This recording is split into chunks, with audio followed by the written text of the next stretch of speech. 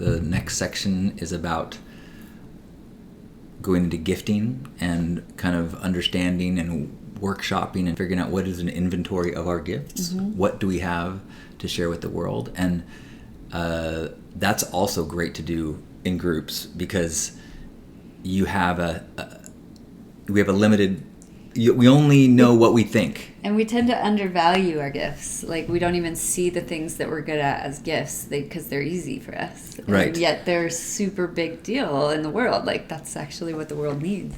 And there's so many things like once you start making your inventory, you're like, oh, I have a car, I could give somebody a ride. Oh, I've got more pairs of socks than I need, I could give someone socks. Oh, I've got an hour extra time every week, I could. You're not committing to doing everything. You're just saying, oh, actually, it's my inventory. If when the opportunity comes, I could give this. I could. And once you start to live in a state of awareness of your inventory, then the stuff we talk about, on Love Morning all the time, of just like, as you go through the day, how can you connect with someone? How can you be of service? How can you gift? And with the mindset of looking for the opportunities and the awareness of what your inventory is, it just changes everything. The entire world changes. And the target zone of your own personal joy, which without training you believe is getting stuff. Oh man, the new phone's coming out. I'm gonna get an iPhone 74. Yo, it's gonna be so good. It's got 25 more pixels. Oh yes, I'm so happy for a minute. And then, but when you realize, oh, every time I have something to help someone else in any little way, opening a door, saying thank you. We talk about that all the time here. Like, you just receive joy through someone else's experience, and so then the target zone of your joy becomes billions giving. of opportunities in the world. And that is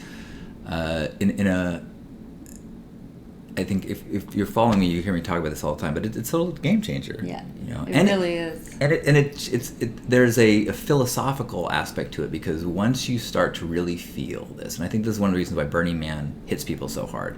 When you feel gifting and you feel sympathetic joy from someone else's joy, you feel connected. Like it's like, it's the visceral feeling, like, oh, we're all connected. That's what we're actually looking for. Yeah. Yeah. Oh. And then as you practice it, and then you become an agent of it, and so then when you're at the store and you look at the cashier and you're like, thank you. Like, oh, cool. That wasn't hard, but we're connected. We're connected. We're connected. We're connected. We're connected. But you're deputized right now to be a love ambassador. And this weekend is going to be just kind of really practicum and lifting up as much as possible. Making it real.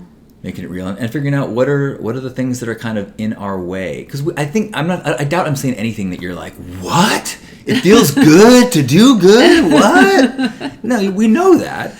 And there's stuff that keeps us from doing it. Totally.